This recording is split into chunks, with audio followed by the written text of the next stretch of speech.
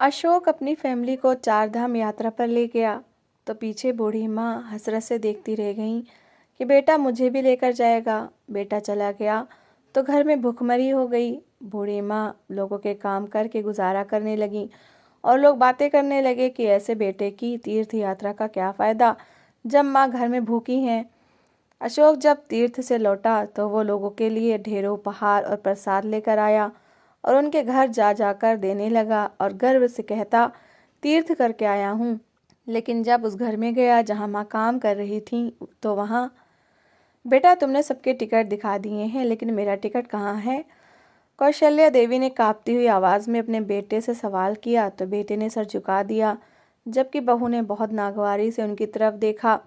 माँ, आपका टिकट नहीं है क्योंकि हम फैमिली यात्रा पर जा रहे हैं, आप नहीं जा रही। इतने पैसे नहीं थे कि आपकी यात्रा का भी इंतज़ाम कर पाते। फिर कभी भगवान ने मौका दिया तो आपको भी तीर्थ करवा देंगे, मगर इस समय हम पूरी फैमिली जा रहे हैं, यानी मैं, अशोक और हमारे दोनों बच्चे।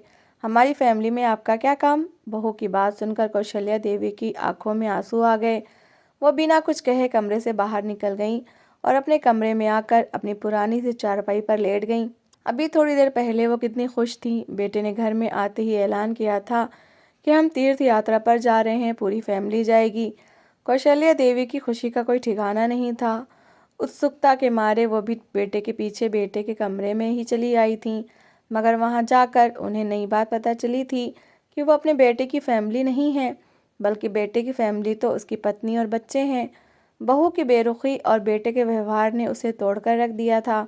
उसकी आंखों से आंसू बहने लगे थे। वो हिचकियों के साथ रोने लगी और ईश्वर से प्रार्थना करने लगी कि हे भगवान, क्या मैं इस काबिल नहीं हूँ कि तेरे धाम के दर्शन कर सकूं? मेरे बेटे ने मुझे फैमिली मानने से इनकार कर दिया है, तेरा मंदिर क्या दिखाएगा? अब तू ही कोई रास्ता निकाल। रोते रोते वो सो चुकी थी। बेटे की संवेदनहीनता का ये हाल था कि वो देख चुका था कि माँ रोते हुए कमरे से निकली है, लेकिन पीछे आकर उसे तसल्ली या दिलासा देना भी ज़रूरी नहीं समझा था। ज़रूरी नहीं था कि वो उसे तीर्थ याद करवाने के लिए ले जाता। कम से कम अपनी पत्नी को समझा सकता था कि माँ भी उसकी फैमिली है, इन्हें अलग क्यों किया जा रहा है। रोते रोते उसकी आंख लग गई। सुबह होते ही वो घर के कामों में व्यस्त हो गई थी। रात को बहू और बेटे की होने वाली सारी बातें भी भूल चुकी थी। कौशल्या देवी उम्र के इस हिस्से में थी जहाँ याददाश्त सही तरीके से काम नहीं करती। इंसान बहुत सारी बातें भूल जाता है। वो भी सारी बातें भुलाकर अपने कामों में लगी हुई थी। इस उम्र में भी घर के लगभग सारे काम किया करती थी। बहू तो अपने बच्चों को ही मुश्किल से संभालती थी या कभी कभार सब्जी बना लिया करती थी। इसके अलावा सारे काम उनके जिम्मे थे जो वो खुशी खुशी पूरा करती थी। इस समय भी वो नाश्ता बनाकर फ्री हुई थी जब बेटा किचन में आया। कहने लगा, माँ जल्दी से नाश्ता दे दो, ऑफिस के लिए देर हो रही है। रचना तो पूरी रात छोटे की वजह से जागती रही है। उसे तेज़ बुखार था, अब जाकर उसकी आँख लगी है, तो मैंने उसे जगाना ठीक नहीं समझा। कौशल्या देवी ने खामोशी से नाश्ता निकाला और बेटे के आगे रख दिया। साथ ही चूल्हे पर चाय का पानी चढ़ा दिया। न जाने क्यों हर रोज़ ही बेटा सफाई देने लगता था, जबकि बहू इससे पहले भी किचन में आकर नाश्ता नहीं बनाया करती थी, बल्कि दिन चढ़े उठकर बना बनाया नाश्ता किया करती थी और साथ ही नाश्ते में खूब कमियां भी निकाला करती थी। कभी कहती पराठा सही से नहीं सिका और कभी कहती जल गया है। कभी चाय में चीनी पत्ती कम लगा करती थी। कौशल्या देवी को सताने का कोई भी मौका हाथ से जाने नहीं देती थी। सुबह की सफाई करने और नाश्ता बनाने के बाद कौशल्या देवी पूरी तरह थक चुकी थी। मौसम बदल रहा था, सर्दियों की आमद थी। आंगन में हल्की हल्की धूप बहुत भली लग रही थी। उसने धीरे से आंगन में चारपाई डालकर खुद भी उस पर लेट गई। अभी उसने सुकून की एक लंबी सांस ही ली थी कि अंदर कमरे से रचना निकली और सीधी उसे सिरहाने आकर खड़ी हो गई। ए बुढ़िया, नाश्ता दे दो, बहुत भूख लगी है। पूरी रात नींद ठीक से नहीं आई, उठने का दिल नहीं कर रहा था, मगर भूख से बुरा हाल हो रहा था। ये कहकर वो आंगन के किनारे रखी कुर्सी पर बैठ गई। कौशल्या देवी ने थके शरीर के साथ चारपाई से उठने की कोशिश की और धीरे धीरे चलती हुई किचन में आ गई। बहू के लिए नाश्ता तैयार करके उसके सामने रखा, फिर चाय का पानी चढ़ाया और खुद भी दो निवाले खा लिए। सारा घर संभालना इस उम्र में मुश्किल होता जा रहा था, मगर वो खामोशी से हर काम कर देती थी। ना किसी से शिकायत, ना कोई मांग, बस दिल में कहीं एक कसक ज़रूर रहती थी कि बुढ़ापे में इंसान का सहारा उसके अपने होते हैं। काश उसका बेटा भी उसका सहारा बनता। नाश्ता देने के बाद वो बहू के पास आई और नरमी से बोली, बहू मेरी दवा ख़त्म हो चुकी है, घर में राशन भी कम है, तुम दोनों यात्रा पर चले जाओगे तो मैं घर में अकेली रह जाऊंगी। किससे कहूँगी कि राशन ले आए या दवा ला दे। जाने से पहले राशन डलवा देना और मेरी दवा भी मंगवा देना, ताकि तुम लोगों के जाने के बाद मुझे किसी चीज़ की चिंता ना हो। रचना ने सर तो हिला दिया, मगर दिल में इरादा कुछ और ही था।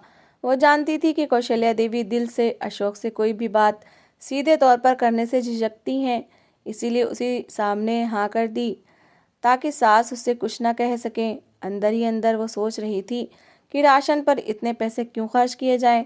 वही पैसे अच्छे उपहार और प्रसाद में लग जाएंगे जो रिश्तेदारों को देने हैं।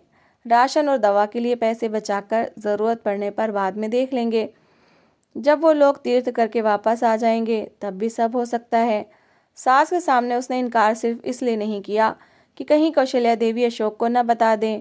अगर वो अशोक से कह देती तो वो फौरन राशन भी दिलवा देता और दवा भी भिजवा देता। कुछ दिन बाद एक सुबह कौशल्या देवी हाथ में डस्टबिन उठाए गली में कूड़ा फेंकने के लिए जा रही थी। दरवाजे से बाहर कदम रखते ही गली वाली एक औरत से सामना हो गया। उस औरत ने उसे रोककर कहा, तुम्हारा बेटा तीर्थ यात्रा पर जा रहा है, मगर वो तुम्हें अपने साथ नहीं लेकर गया। तुम तो उसकी माँ हो, तुम्हें तो सबसे पहले लेकर जाना चाहिए था। कौशल्या देवी ने दिल पर हाथ रखते हुए कहा, मीठे स्वर में बात बदली और कहने लगी कि मेरी टिकट अभी बना नहीं, कुछ समस्या थी इसलिए मैं नहीं जा सकी। अशोक ने वादा किया है कि वापसी पर सब इंतज़ाम कर देगा और अगली बार मुझे भी साथ ले जाएगा। औरत ने सुनकर मुस्कुराते हुए अशोक को आशीर्वाद दी और आगे बढ़ गई। कौशल्या देवी खामोशी से घर वापस आ गईं। रास्ते में कई बार उनकी आंखें भर आईं, मगर किसी के सामने दुख जाहिर न किया। आखिर वो अपने बेटे की बुराई कैसे करती? अगर वो दूसरों से शिकायत करती कि उसका बेटा अपनी माँ को छोड़कर खुद यात्रा पर जा रहा है, तो लोग यही कहते कि उसने बेटे की परवरिश अच्छी नहीं की। लोग क्यों समझेंगे कि कुछ जख्म ऐसे होते हैं जो माँ अपनी जुबान पर नहीं लाती। पेट का कपड़ा उठाने से अपना ही तन सबको दिखाई देता है। माँ होने का तकाजा यही है कि दुख अपने दिल में रखे और बेटे को दुआएं देती रहे। घर पहुंचकर वो फिर से अपने कामों में लग गई। रचना से 2-3 बार दवा और राशन के बारे में पूछा तो उसने हमेशा की तरह सरसरी सा जवाब दे दिया कि माँ ठीक है, मैं अशोक से बात कर लूँगी, आप चिंता ना करें। फिर कोई ना कोई बहाना बनाकर बात बदल देती। कौशल्या देवी हर बार चुप हो जाती। उन्हें यकीन था कि शायद जाने से पहले अशोक खुद देख लेगा या शायद रचना बता देगी। आखिरकार वो दिन भी आ गया जब अशोक और उसकी फैमिली को यात्रा के लिए रवाना होना था। घर में कुछ गहमा गहमी थी, सूटकेस बंद किए जा रहे थे, आखिरी चीज़ें बैग में रखी जा रही थीं। कौशल्या देवी दिल ही दिल में खुश भी थीं कि उनका बेटा भगवान के धाम जा रहा है, मगर दुख इस बात का था कि वो खुद पीछे रह गई हैं। कितनी इच्छा थी कि वो भी मंदिर देखें, आरती की खुशबू महसूस करें, भगवान के चरणों में शीश झुकाने की हसरत पूरी करें। न जाने कब से ये इच्छा दिल में दबी हुई थी, मगर पूरी ना हो सकी। जाने के समय अशोक माँ के गले लगा। कौशल्या देवी की आंखें नम थीं, मगर वो मुस्कुराकर बेटे के सर पर हाथ फेर रही थीं, आशीर्वाद दे रही थीं कि भगवान तुम्हें सुख दे, तुम्हारी पूजा स्वीकार करे, तुम्हारी यात्रा मंगलमय हो। अशोक ने भी उनका हाथ पकड़ा, मगर उसे जल्दी थी। गाड़ी बाहर खड़ी थी। वो भीगी आंखों के साथ खुद को देखती माँ को छोड़कर बाहर निकल गया। दरवाज़ा बंद होते ही घर में एक सुनसान सी खामोशी फैल गई। कौशल्या देवी ने एक लंबी सांस ली और धीरे से चारपाई पर बैठ गईं। आंखों से लगातार आंसू बहने लगे। वो खुद को रोकना चाहती थी, मगर दिल बहुत भर आया था। जी चाह रहा था कि कोई अपना पास होता, कोई जिसके कंधे पर सर रखकर वो दिल की सारी थकान और सारे दुख बहा देती। मगर उनका जीवन साथी तो बरसों पहले दुनिया से चला गया था। अब तो वो सिर्फ अपने बाकी बचे दिन गुजार रही थीं। वो सोचती रहीं कि बुढ़ापा कितना बेबस कर देता है, हर इच्छा दिल में ही रह जाती है। वो कितनी चाहत से कह रही थी कि टिकट करवा दो, दवा मंगवा दो, राशन रखवा दो, मगर कोई सुनने वाला ना था। शायद वाकई उनकी किस्मत में तीर्थ का पुण्य नहीं लिखा था। वो अभाव के एहसास के साथ घर के अंदर आ गईं। जो राशन घर में मौजूद था, कुछ दिन उससे दिन निकल गए, मगर फिर राशन ख़त्म हो गया। कौशल्या देवी की तबीयत भी खराब होने लगी थी क्योंकि काफ़ी दिन से दवाई नहीं ले रही थी। बहू ने भी उनकी बात को कोई महत्व नहीं दिया था। पूरे 2 दिन तक तो वो भूखी रही, मगर बूढ़ी जान भूख कहाँ बर्दाश्त कर सकती थी। भूख के मारे जब हालत हद से ज़्यादा ख़राब होने लगी तो एक लाठी उठाई, जिसके सहारे चलते हुए पड़ोसन के घर गई और उससे खाना मांगा। कहने लगी, तबीयत खराबी की वजह से खाना नहीं बना सकती, वरना घर में तो हर चीज़ मौजूद है। मुझे अभी खाना दे दो ताकि शरीर में कुछ जान आ जाए, मैं दवा खा लूँ और इसके बाद रात को अपना खाना खुद बना लूँगी। पड़ोसन बहुत अच्छी थी, फ़ौरन बहू को आवाज़ लगाई तो उसकी बहू फ़ौरन थाली में खाना रख कर ले आई। कौशल्या ने 2 दिन बाद पेट भरकर खाना खाया और भगवान का धन्यवाद किया। पड़ोसन ने चाय बनवा ली तो कौशल्या ने चाय भी पी ली। शरीर में जान सी पड़ती हुई महसूस हो रही थी। कौशल्या ने उसका धन्यवाद किया और अपने घर की तरफ चल पड़ी, जब पड़ोसन ने आवाज़ लगाकर रोक लिया और कहने लगी, क्या तुम अपने लिए अकेले खाना बनाती रहती हो? जब कभी तबीयत ख़राब हो तो मेरी तरफ आ जाया करो और यहीं पर खाना खा लिया करो। मेरी बहू ने सारे घर को संभाला हुआ है, खाना भी बहुत अच्छा बनाती है। अगर मैं घर पर नहीं रहूँगी तब भी तुम्हें ये खाना दे दिया करेगी। इतना कष्ट मत किया करो। कौशल्या ने उसका और धन्यवाद किया और अपने घर में आ गई। वो किसी से भी खाना बार बार मांगकर अपने स्वाभिमान को चोट नहीं पहुंचाना चाहती थी। घर का खर्च और अपनी दवाइयों के पैसे कहाँ से लाएं? वो कितनी देर चारपाई पर पड़ी सोचती रही और फिर उसके दिमाग में एक सुझाव आया। दूसरे मोहल्ले के लोग उसे ज़्यादा नहीं जानते थे और वो मोहल्ला भी यहाँ से पास पड़ता था।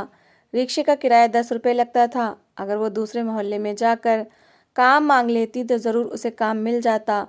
मोहल्ले वालों की नज़रों में आए बगैर वो किसी के घर में काम करने लग जाती, अपने लिए रोज़ी रोटी का इंतज़ाम भी कर लेती, उसके बेटे की बदनामी भी ना होती। ये बात सोचकर ही वो खुश हो गई थी। फ़ौरन घर को ताला लगाया और दूसरे मोहल्ले में चली गई। वहाँ पर 3-4 बंगलों में काम मांगा था। 2 घरों में से काम मिल गया। कौशल्या रोज़ दूसरे मोहल्ले में आती और जाती थी। कुछ दिन तो मोहल्ले वाले देखते रहे, मगर फिर उत्सुकता के हाथों मजबूर होकर पता किया तो उन्हें पता चला कि कौशल्या कोठियों और बंगलों पर काम करती हैं।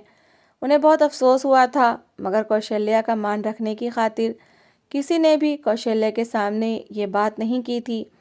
वो लोग देख रहे थे कि एक बूढ़ी औरत अपना मान रखने की खातिर कितनी ज़्यादा मेहनत कर रही है। वो उसका दिल बिल्कुल भी नहीं तोड़ना चाहते थे, बल्कि अपने तौर पर उसकी मदद भी करना चाहते थे। साथ वाली पड़ोसन अक्सर ही कौशल्या के लिए खाना भिजवा देती थी, क्योंकि वो जानती थी कि इतने बूढ़े शरीर के साथ वो लोगों के घरों में काम करके आती होगी तो ज़रूर थक जाती होगी, खाना बनाने की हिम्मत भी नहीं होती होगी। इसीलिए अक्सर उसकी बहू कौशल्या को बुलाकर ले जाती और कहती, मौसी आज मैंने फला डिश भी बनानी है देसी तरीके से, लेकिन मुझे बनानी नहीं आती। आप मेरे पास आकर बैठ जाएं। बेशक कोई काम मत कीजिएगा, बस मुझे बताती रहिएगा कि ये चीज़ ऐसे डालनी है और इतनी इतनी मात्रा में डालनी है। आपसे पूछकर डिश बना लूँगी तो अच्छी बन जाएगी। आपको तो पता है मुझे शादी से पहले खाना वगैरह बनाना नहीं आता था, सब कुछ माँ जी ने ही सिखाया है। कौशल्या खुश हो जाती, पड़ोसन की बहू को आशीर्वाद देते हुए साथ चली जाती और अक्सर उनके घर से खाना खाकर लौटती थी। सबको कौशल्या देवी पर बहुत ज़्यादा तरस आया करता था। मोहल्ले वाले बातें करने लगे थे कि कैसा बदनसीब बेटा है, घर में फाके पड़े हुए हैं, बूढ़ी माँ लोगों से मांग मांग कर गुजारा कर रही है, लोगों के घरों में काम कर रही है और बेटा तीर्थ यात्रा करने गया हुआ है। ऐसी पूजा को भी भगवान न जाने स्वीकार करेगा भी या नहीं। क्या फ़ायदा ऐसी यात्रा का जब माँ ही घर में भूखी हैं। इससे तो अच्छा था कि घर में राशन डलवा देता और अपनी माँ की सेवा करता। कौशल्या देवी जिस बंगले में काम करती थी, वहाँ पर कुछ ज़रूरी काम पड़ गया तो कौशल्या देवी को 4-5 दिन के लिए वहीं रोक लिया गया, क्योंकि नए मालिक कौशल्या देवी पर बहुत भरोसा करने लगे थे। उनका एक दिल का रिश्ता कौशल्या देवी के साथ बन चुका था। ये एक बेऔलाद जोड़ा था, पति पत्नी अकेले इतने बड़े बंगले में रहते थे। कौशल्या देवी ने अपनी पड़ोसन को बताया कि वो अपने भतीजे के यहाँ जा रही हैं, कुछ दिन वहीं रुकेंगी और फिर वापस आ जाएंगी। अगर उसके जाने के बाद अशोक आ जाए तो उसे बता दें। पड़ोसन ने हाँ में सिर हिला दिया। इस तरह कौशल्या देवी अपने नए मालिक के यहाँ चली गई और वहीं पर रहने लगी। कुछ दिन बाद अशोक लौट आया तो अपनी माँ को घर में ना पाकर परेशान हो गया। फ़ौरन ही पड़ोसन के घर गया और कहने लगा, क्या आपको पता है मेरी माँ कहाँ पर है? तब पड़ोसन कहने लगी, हाँ, वो अपने भतीजे के यहाँ कुछ दिन रहने के लिए गई है। घर में वो अकेली थी, बीमार थी और शायद घर में राशन भी ख़त्म हो चुका था। एक दिन मैं घर गई तो वो 2 दिन की भूखी पड़ी हुई थी। घर में पकाने के लिए कुछ नहीं था, या शायद बीमारी की वजह से नहीं पका सकती थी। मैं उसे खाना देकर चली आई थी और फिर उसका ख्याल भी रही। मगर एक दिन वो मेरे पास आई और कहने लगी कि वो अपने भतीजे के यहाँ जा रही हैं और कुछ दिन रहेंगी। अशोक आए तो उसे बता दूं। पड़ोसन की बात सुनकर अशोक संतुष्ट हो गया, क्योंकि वो शायद पत्थर दिल हो चुका था। अब उसके दिल में माँ का एहसास नहीं रहा था। वो खुशी खुशी अपने रिश्तेदारों से मिलने मिलाने लगा। कुछ रिश्तेदारों की उसने खुद दावतें की और कुछ रिश्तेदारों ने उसे दावतों पर बुलाया। वो हर एक के लिए तो उपहार और प्रसाद लेकर आया था। सबके घरों में जा जाकर उन्हें उपहार बांटने लगा। सारे रिश्तेदारों को उसने दे देकर खुश कर दिया था। हर एक को बताया कि मैं तीर्थ करके आया हूँ और आपके लिए प्रसाद लेकर आया हूँ। शायद दुनियावी दिखावा कर रहा था और अपने आप को बड़ी कोई चीज़ समझ रहा था। रिश्तेदार सब ये बात जान चुके थे कि कौशल्या देवी इसके पीछे किन हालात से गुजरती रही हैं, लेकिन अच्छे उपहार देखकर वो भी चुप हो जाते थे। मुंह पर तो किसी ने अशोक को कुछ नहीं कहा, मगर पीठ पीछे काफ़ी बातें होती रहीं। अशोक रिश्तेदारों में गिफ्ट्स बांट चुका था, तो फिर दोस्तों की बारी आई। वो दोस्तों के घरों में भी जा जाकर गिफ्ट पहुंचा रहा था और साथ ही उन्हें अपनी यात्रा की खबर दे रहा था। कुछ लोग बधाई देते और कुछ उसे अपने यहाँ दावत पर बुला लेते और वो खुशी से फूले ना समाता। एक दिन वो अपने एक दोस्त के यहाँ गिफ्ट देने और उसे बताने गया कि वो तीर्थ करके आया है, मगर आगे का दृश्य देखकर उसकी आंखें फटी की फटी रह गईं। अशोक का ये दोस्त काफ़ी अमीर था और बाकी लोगों की तुलना में वो इसके लिए अच्छा उपहार लेकर आया था जो अब उसे देने आया था। मगर ये देखकर हैरान रह गया था कि उसकी माँ इन्हीं के घर में बैठी हुई थी। कौशल्या देवी ने साफ और अच्छे कपड़े पहन रखे थे और सोफे पर बैठी हुई थी, जबकि उसका दोस्त और उसकी पत्नी कौशल्या देवी के सामने बैठे हुए थे। दोनों ने उनके हाथ थाम रखे थे। कौशल्या देवी की आंखों से आंसू बह रहे थे। अशोक ने आगे बढ़कर प्रणाम किया तो कौशल्या देवी उसे देखकर चौंक गईं। उन्हें लगा कि शायद अशोक उन्हें लेने आया है, मगर उसने अपने दोस्त को गिफ्ट दिया और कहने लगा, माँ आप यहाँ क्या कर रही हैं? अशोक के मुंह से माँ शब्द सुनकर दोस्त ने तिरस्कार भरी नज़रों से उसकी तरफ देखा और कहने लगा, तुम्हें शर्म आनी चाहिए। खुद तीर्थ यात्रा पर चले गए और तुम्हारी माँ लोगों के घरों में काम करके गुजारा कर रही हैं।